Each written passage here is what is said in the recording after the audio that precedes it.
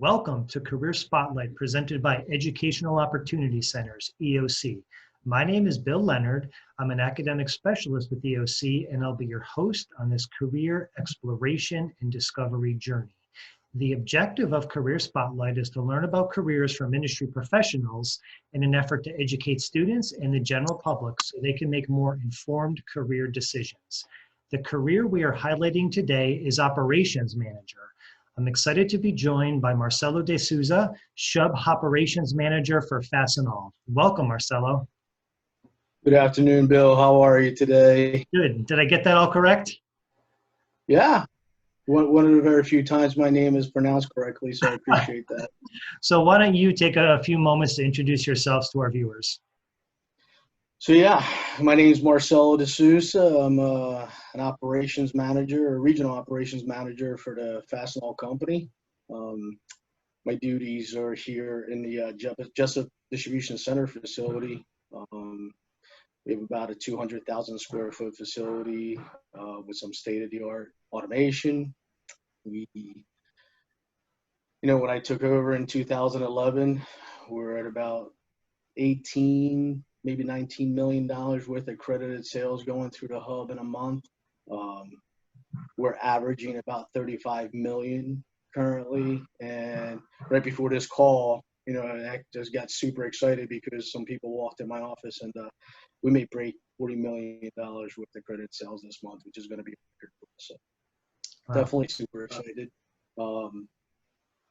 Talk about schooling, my career path is kind of a unique one, I guess you could say. I did go to a trade high school, learned to be an electrician, and then I decided I wanted to go to college. I was going to go for education. Educating is my passion. And when I was at community college, I walked into the lunchroom and UPS is there. They were recruiting for part-time workers. I needed a part-time job. Started working there. Very soon after that, I changed my major to business and started going towards that. I speak highly of UPS. They had a big hand on my career, and they just have a great educational program with part-time supervision and growing from there, where they truly move you every 6 months to a different duty. You never get stagnant. So I learned a lot there, and I carry that throughout basically my whole career, 31 years of it. Excellent. So Marcelo, an operations manager is a pretty broad job title. It can mean different things depending on the company or industry. But what does an operations manager do at Fastenal? That's a good question, right? Because it's we definitely wear many hats. So my current responsibility overseeing the DC, we average about 10,000 shipments a day, and it has your traditional departments where you do your receiving, your material handling, your picking, sorting, and shipping.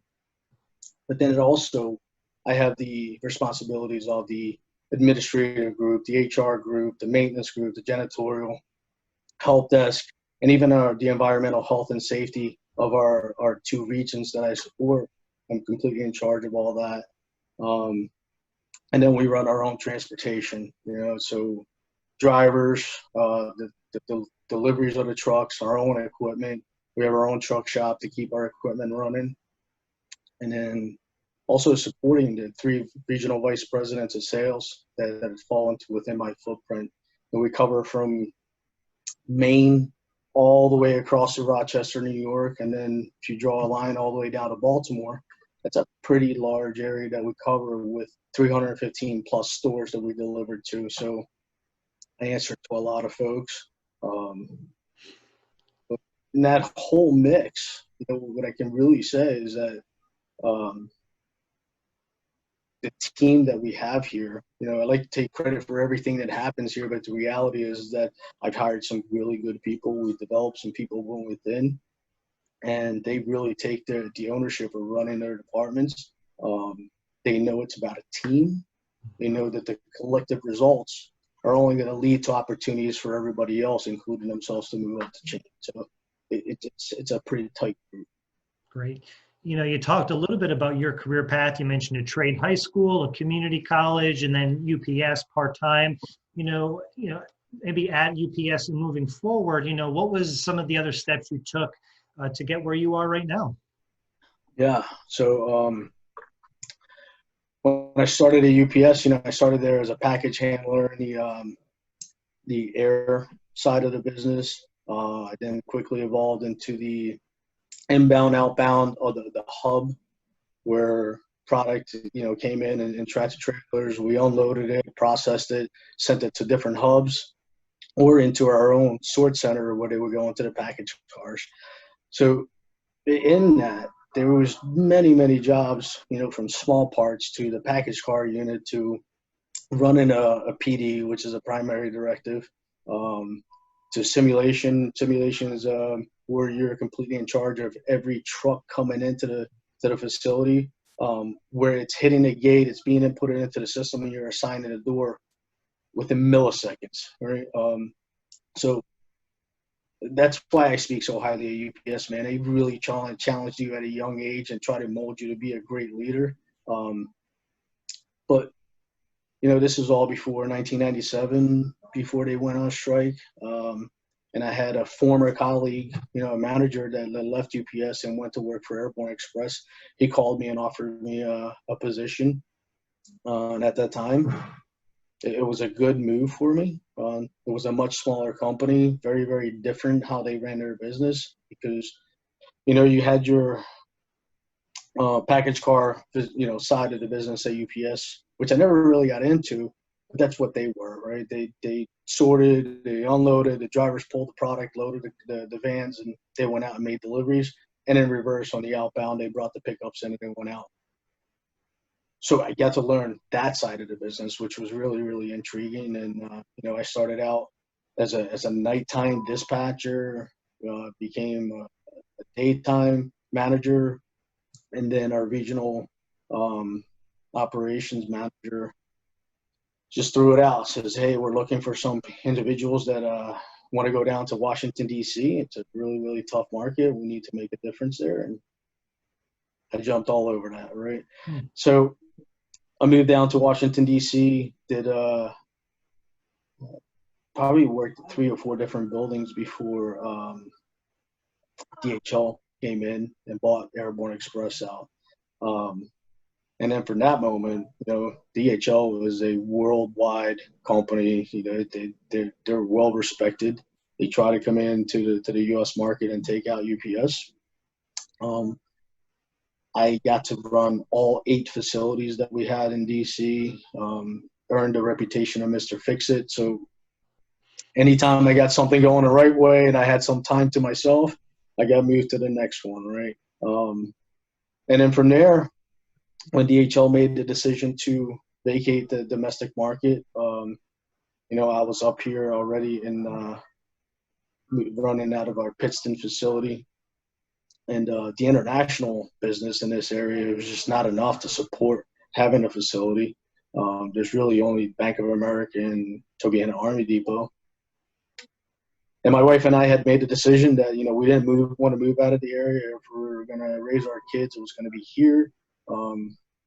So I called Tony, who, oddly enough, we met in a Lamaze class, right? It was intriguing how you meet people and make connections. Tony and I became friends, our kids hung out, and he offered me a position at Fastenal, but I just wasn't ready to make that move. And when I knew I wasn't going to have a position any longer, I reached out to him, and I started out at the bottom. And he said that I have faith in what you do. You have experience. You're going to come in here. You're going to win some people over. I got faith in that you're going to be able to do something. And I was looking to start a new career, so I was willing to take that challenge.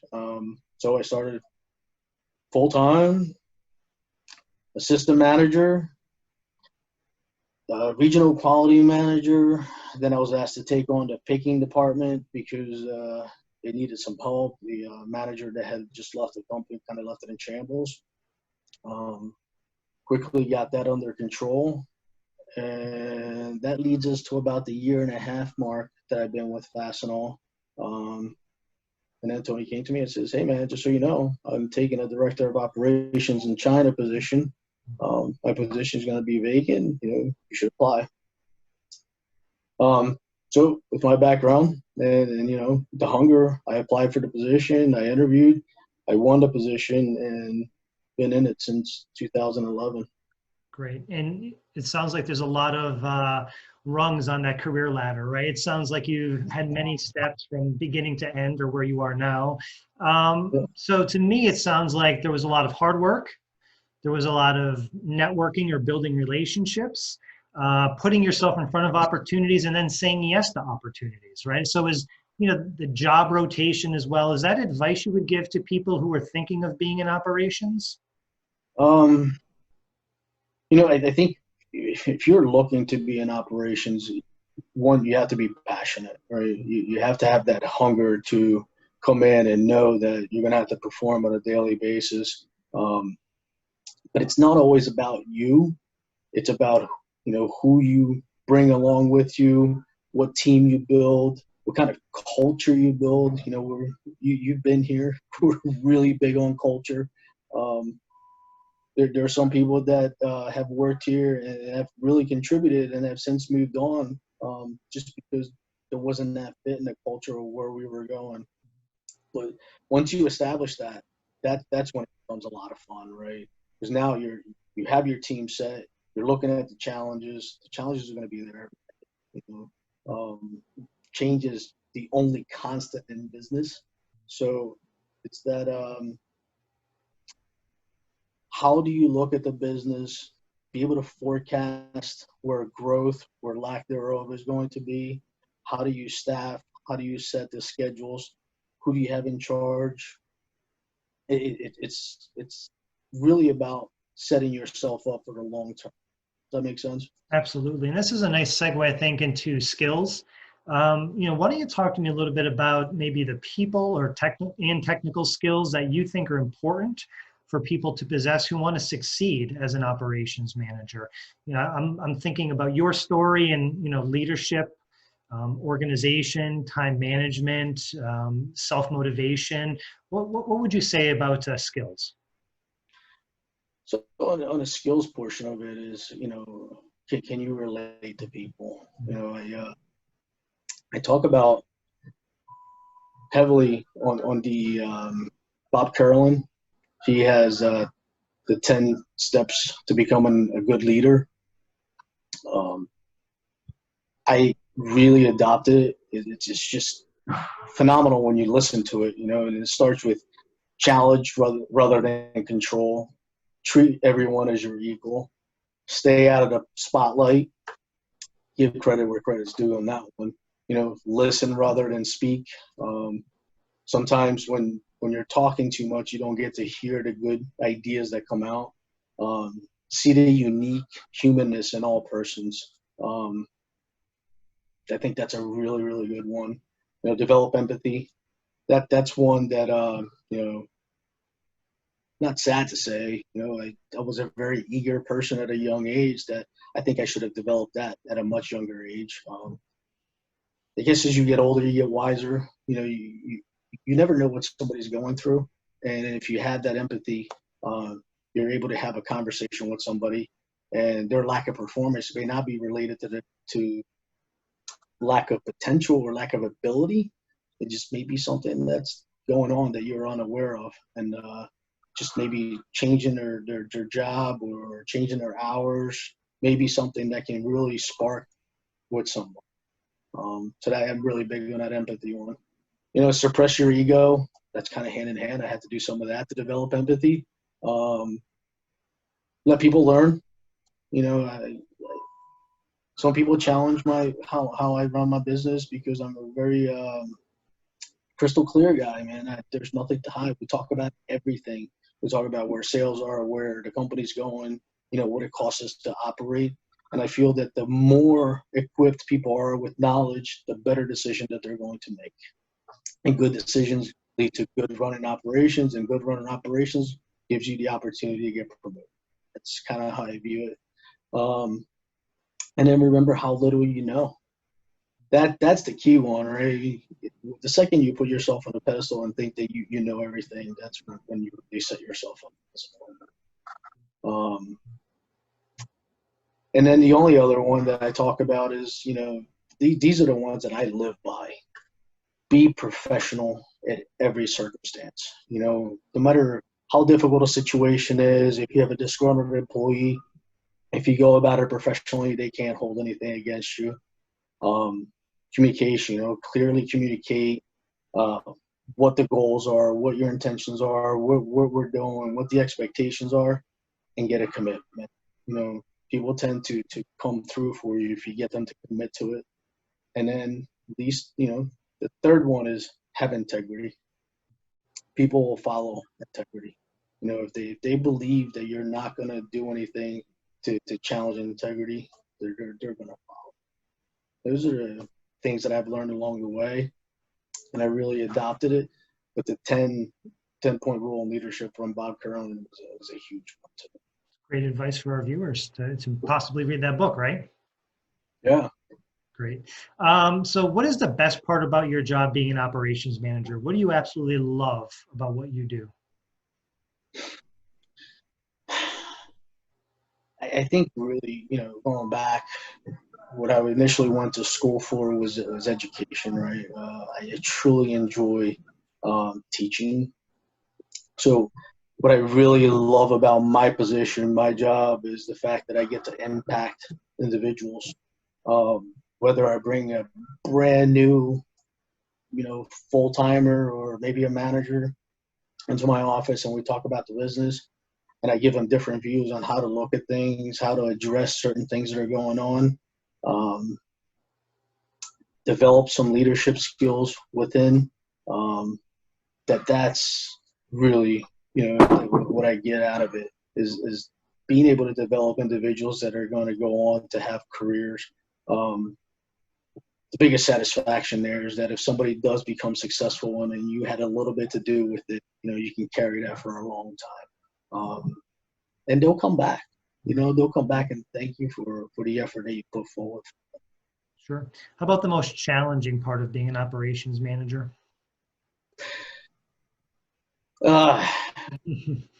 Here's how I look at challenges, right? Challenges are going to be there every day because the only constant is change. So with change brings challenges. So I embrace it. Challenges is something that I truly feel that you have to endure, you have to learn from, and you have to get better from. So it's about getting better, facing the challenges, and adapting to what the changes are and creating better pathways to be more successful in the long term. So, yeah, you just can't hide from it. You have to go head first into it. COVID-19, probably the best example of that, where I think I went from wearing 20 hats to 35 hats, became a counselor in that scenario. But I think rallying the group, talking about what we had to face, some of the reduction in labor that we had to do because of the initial fallout with the picks, talking about cleaning the building, not waiting until we potentially had a positive case. We came in every Monday, cleaned the building, put our best foot forward. I think what I saw in that challenge was that people were more comfortable coming to work and staying home because they knew of everything we were doing. And it just cleared the air with everything. Took some of the challenges. Great. So what is the one thing you now know about being an operations manager that you wish you knew when you started in the role, a few years ago? Within Fastenal, what did I wish I knew? Fastenal, if for the folks that haven't done the research on it, we're in an industrial construction business, and we only own 4% of the whole market. So we have a lot of room to grow. And since I've been here in 2011 till now, I go back to just here at this facility, going from 18.5 million in credited sales to now potentially being able to break 40 million this month. I wish I had known that back then. I would have invested a lot more in stocks, right? Yeah. That's the one thing that I would go back and do. Gotcha. What advice would you give to someone thinking about pursuing a career in operations or as an operations manager? One, be passionate. Be passionate if you want to get into this type of career. It takes a lot of passion to be a great leader. But if you're going to go to school, I truly recommend getting a part-time job within the industry. School's great. It will give you a base. You'll learn a lot. But that lack of application that you have in a classroom, if you have a part-time job in the industry, you're going to be able to see it. You may not have influence under those applications, but you're going to be able to see it. You're going to see where it starts, where it ends. So my advice is get a part-time job, be involved, do the internships, and meet a lot of people, do the connections, because long-term, the connections are where it's going to get to where you want to be. Great. And is there anything else you'd like to say about the role of an operations manager, maybe things that we haven't touched upon in this interview? No. When I think about it, the job, and if I was to give advice to anybody, is just be your biggest critic in a positive way. Right? Nobody is going to criticize you more than you can criticize yourself, or critique yourself, not criticize. And if you take the attitude that you're going to come in and make a difference every single day, it sounds a little petty, but I look in the mirror every day and I ask myself, what are you going to make a difference in today? And that kind of gives me that pump to come into work. And, whether I'm going to work with somebody or whether we're going to go into a war room and develop how we're going to go about any type of our business, whether I'm going to go to a customer site and help them look at how their efficiencies, whatever it may be, challenge yourself, right? And what happens is you won't be scared of challenges at that point, and you'll adapt really quickly. And if you practice these principles, then you're just going to see success long term. Excellent. So Marcelo, on behalf of Educational Opportunity Centers, I want to thank you for sharing your experiences, your knowledge, and your passion with us. Obviously, the role of operations manager seems very challenging. The information you provided to our viewers is going to be well received, I'm sure. So again, thank you so much for sharing your time. Thank you for having me. I really appreciate it. Thanks so much, Marcelo. Take care. Take care.